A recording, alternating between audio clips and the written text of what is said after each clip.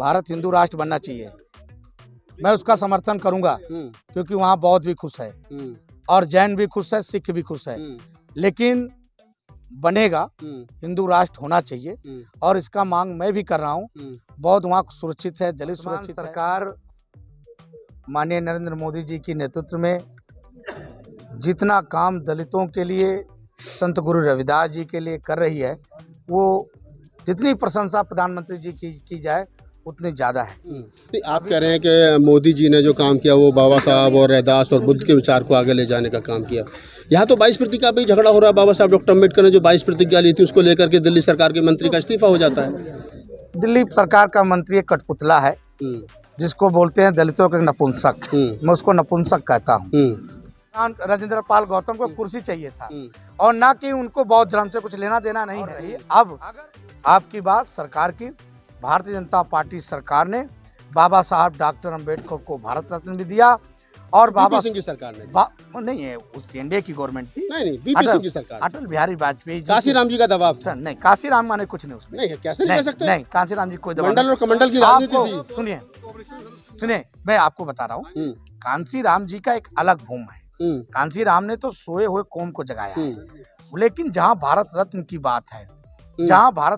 बात है, वहाँ पर एनडीए की सरकार रही, अटल बिहारी वाजपेयी जी के सहयोग से भारत रत्न मिला। और भिक्षु संघप्रिय राहुल है जो जिनके नेतृत्व में, जिनके बैनर तले, जो उनका संगठन है, उसके बैनर तले आज दिल्ली के तालकटोरा स्टेडियम में संत रविदास जी की जयंती जो है वो मनाई गई थी। तमाम बड़े नेता, चाहे वो भारत सरकार के हो, चाहे विश्व हिंदू परिषद के बड़े नेता हो, चाहे तमाम संगठनों से जुड़े हुए लोग हों, उन्होंने सबने संत रविदास जी का यहाँ पर गुणगान किया। बंते जी, संत रविदास जी का वो नारा, उनका जो स्लोगन, ऐसा चाहूँ राज में मिले सबन को अन्न, छोट बड़ो सब संब से रैदास रहे प्रसन्न, वर्तमान सरकार इस स्लोगन पर कितनी खरी उतरती है? वर्तमान सरकार माननीय नरेंद्र मोदी जी की नेतृत्व में जितना काम दलितों के लिए, संत गुरु रविदास जी के लिए कर रही है, वो जितनी प्रशंसा प्रधानमंत्री जी की जाए उतनी ज़्यादा है। अभी 24 तारीख को बनारस में माननीय प्रधानमंत्री जी स्वयं एक भव्य मूर्ति गुरु जी का उदाहरण करने जा रहे हैं।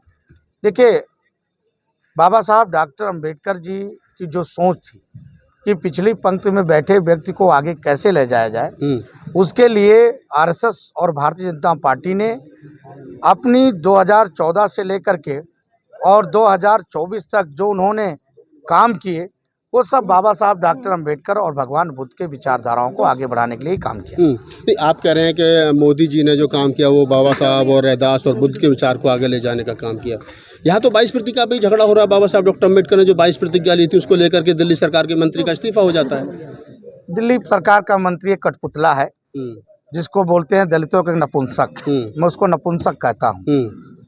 अगर उसमें दम था तो अगर कन्वर्जन करना था जब तब उसको, तो विधायक से रिजाइन करके कन्वर्जन करता ना, तब मैं मानता कि वो मंत्री है।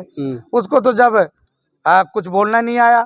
और जब प्रतिज्ञाओं की जहाँ बात है, बाबा साहब डॉक्टर अम्बेडकर ने व्यवस्था के खिलाफ थे, ना किसी ब्राह्मण बात के खिलाफ थे। बाबा साहब ने कहा मैं ब्राह्मण के खिलाफ नहीं, ब्राह्मणवाद के खिलाफ, व्यवस्था के खिलाफ थे।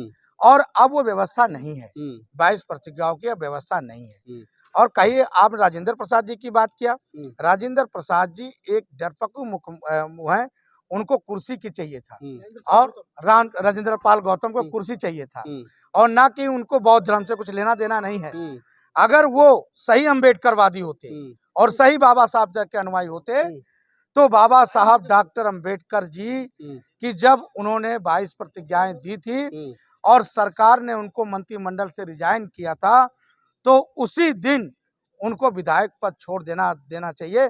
तब तो मानता हूं मैं कि अम्बेडकरवादी हैं। अरे बाबा साहब डॉक्टर अम्बेडकर ने, जब पंडित जवाहरलाल नेहरू ने 3 तलाक, जो बाबा साहब डॉक्टर अम्बेडकर जी चाहते थे, मैं Hindu code bill, Hindu code bill, जब बाबा साहब डॉक्टर अम्बेडकर चाहते थे पंडित जवाहरलाल नेहरू जी से, और पंडित जवाहरलाल नेहरू ने कहा कि मैं 3 तलाक हिंदू कोड बिल पे कोई समझौता नहीं करूंगा, तो बाबा साहब डॉक्टर अम्बेडकर ने कानून मंत्री के पद से लात मार दिया था। बाबा साहब डॉक्टर अम्बेडकर बनना बहुत बड़ी बात है। लोग बाबा साहब के नाखून के बराबर नहीं है।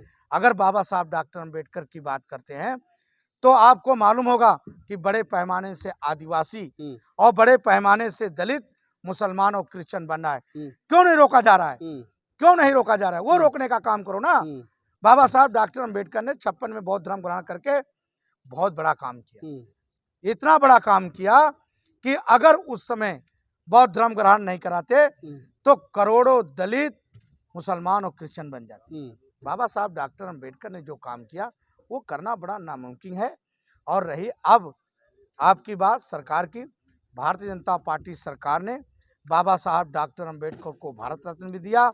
और बाबा सिंह की सरकार ने नहीं है, उस एनडीए की गवर्नमेंट थी। नहीं बीपी सिंह की सरकार, अटल बिहारी वाजपेयी जी, काशीराम जी का दबाव था। नहीं, काशीराम माने कुछ नहीं उसमें। नहीं, कैसे नहीं कह सकते? नहीं, काशीराम जी कोई दबाव मंडल और कमंडल की राजनीति थी। सुनिए मैं आपको बता रहा हूँ, कांसीराम जी का एक अलग भूम है। कांसीराम ने तो सोए हुए कौम को जगाया है।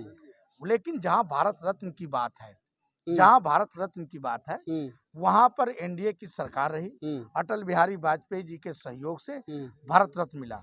और जो 26 अलीपुर रोड रहा, 26 अलीपुर रोड बाबा साहब डॉक्टर अम्बेडकर को अटल बिहारी वाजपेयी जी ने दिया। तो ऐसा नहीं है। मैं आज भी भारत सरकार से मांग करता हूँ कि कांसीराम जी को, रामविलास पासवान जी को भी भारत रत्न मिलना चाहिए। ये हमारे दलित नेता हैं। आपने समानता की बात की, समरसता की बात की। अभी जब राम मंदिर के लिए चंदा इकट्ठा हो रहा था तो मध्य प्रदेश में धोबी समाज का चंदा ये कह करके वापस कर दिया गया, कह रहे तुम धोबी हो, तुम्हारा हम चंदा जो राम मंदिर के लिए लेंगे। कहाँ समरसता है, कहाँ समानता है? ये सब बात तो है नहीं। ये सब तो केवल लोगों के दिमाग में ऐसा फतूर है। मर्यादा पुरुषोत्तम भगवान राम की जिस दिन प्राण प्रतिष्ठा हो रहा था, मैं स्वयं वहां मौजूद था। वहां समरसता देखने को मिला मुझे। मैं जहां बैठा था, मेरे से पीछे बागेश्वर धाम बैठे थे, मेरे से साथ अवधेशानंद जी बैठे थे, वहां समरसता था। मैं ऐसा तो कोई नजर आया नहीं वहां। तो ऐसा हो नहीं सकता।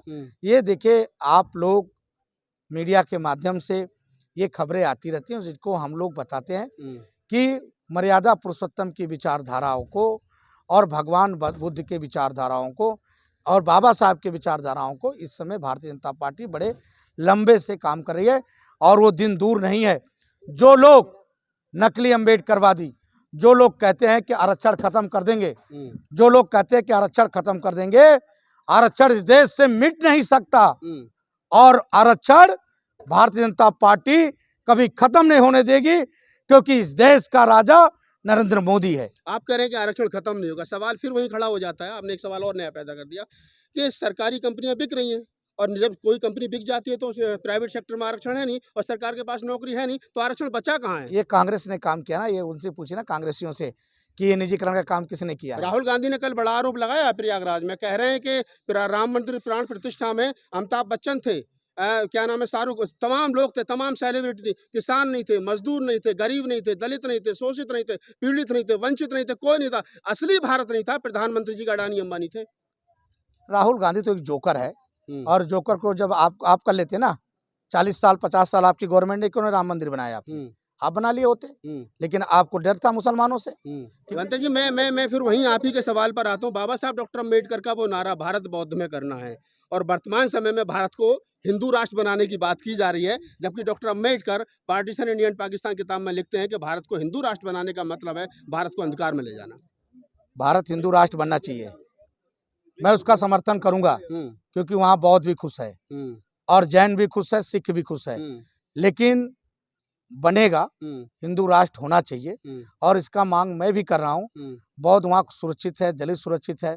और आपको मालूम होगा कि बाबा साहब डॉक्टर अम्बेडकर के संविधान ने ही अयोध्या में राम मंदिर बनने का दिया है। तो वही संविधान तो कह रहा है कि ये we the people of India, हम भारत के लोग, हिंदू, मुस्लिम, सिख, ईसाई, बौद्ध, जैन, पारसी, तमाम लोगों को मिलाकर के भारत बना है। और जो एक तरफ जिस देश का प्रधानमंत्री हिंदू हो, राष्ट्रपति हिंदू हो, सचिव हिंदू हो, 90-100% मुख्यमंत्री हिंदू हो, तो फिर हिंदू राष्ट्र और कैसा चाहिए आप लोगों को? एक बात आपने कहा कि बाबा साहब डॉक्टर अम्बेडकर मुसलमान विचारक थे। बाबा साहब डॉक्टर अम्बेडकर का रिजाइन आपने पढ़ा है? बिल्कुल पढ़ा है मैंने। 6 पेज उन्होंने मुसलमानों के खिलाफ ही बोला है। उसमें यह भी कहा है कि सुनिए, उन्होंने ये कहा पंडित जवाहरलाल नेहरू को और जिन्ना को कहा। जब जिन्ना ने कहा डॉक्टर अम्बेडकर से कि डॉक्टर अम्बेडकर तुम्हें भी मौका, तुम भी ये देश मांग लो, तो डॉक्टर अम्बेडकर ने कहा मेरी जेबी भी भारत है और मेरी मृत्यु भी भारत है, और जो भी मुसलमान अगर देश को बंटवारा चाहा है, उस मुसलमान को भारत में नहीं रहने दिया जाएगा, और कोई भी मुसलमान अगर भारत में रहता है तो उसकी नागरिकता खत्म होनी चाहिए। ये बाबा नहीं कहा था भंते जी, ये बाबा साहब डॉक्टर अम्बेडकर ने स्वयं कहा है। आपने पढ़ाई नहीं है, दोबारा पढ़िए, और जो समझौता है उसको पढ़िए। बाबा साहब डॉक्टर अम्बेडकर मुसलमानों के खिलाफ थे, और बाबा साहब डॉक्टर अम्बेडकर मुसलमानों के 100% खिलाफ थे। अच्छा, मैं आपकी बात को थोड़ी सी और क्लियर कर देता हूँ हमारे दर्शक, ताकि आपको भी कुछ ना कहें, मुझे भी कुछ ना कहें। बाबा साहब डॉक्टर अम्बेडकर ने ये कहा था कि धर्म के नाम पर अगर देश का बंटवारा हो रहा है तो फिर एक भी हिंदू वहाँ नहीं होना चाहिए और एक भी मुसलमान यहाँ नहीं रहना चाहिए। ये बाबा साहब की कोटेशन है। देखिए, बाबा साहब डॉक्टर अम्बेडकर ने धर्म के नाम पे कहा, लेकिन बाबा साहब डॉक्टर अम्बेडकर की जो विचारधारा थी, वो विचारधारा दलितों को, गरीबों को न्याय दिलाने की थी, समानता की बात थी, जो अभी रामराज में मिलने जा रहा है। चलिए, आप भंते संतप्रिय राहुल हैं, और जैसा इन्होंने कहा कि राम राज में बाबा साहब डॉक्टर अम्बेडकर का सपना जो है वो साकार हो रहा है। आप तमाम प्रबुद्ध लोग हैं कि राम राज में बाबा साहब डॉक्टर अम्बेडकर का सपना साकार होगा या नहीं होगा, ये बहुत सी बातें भविष्य के गर्म में हैं। भंते जी जो है वो बड़े प्रबुद्ध हैं, बौद्ध भिक्षु हैं, चीवर में हैं। हमारी सबकी जिम्मेदारी बनती है कि हम उनका सम्मान करें, लेकिन फिर वही सवाल खड़ा होता है कि डॉक्टर अम्बेडकर की वो 22 प्रतिज्ञा और उनका सपना के भारत बौद्ध में हो, उसमें राम राज, और राम राज में धोबी समाज का चंदा लौटा देना, ये कह करके कि हम धोबियों का चंदा नहीं लेंगे, तो सवाल तो बनता है। हालांकि भंते जी बहुत सारे सवालों से बचते हुए दिखाई दिए, लेकिन फिर भी इस पूरी बातचीत के बारे में आपकी क्या प्रतिक्रिया है, कमेंट सेक्शन में बताइए। धन्यवाद।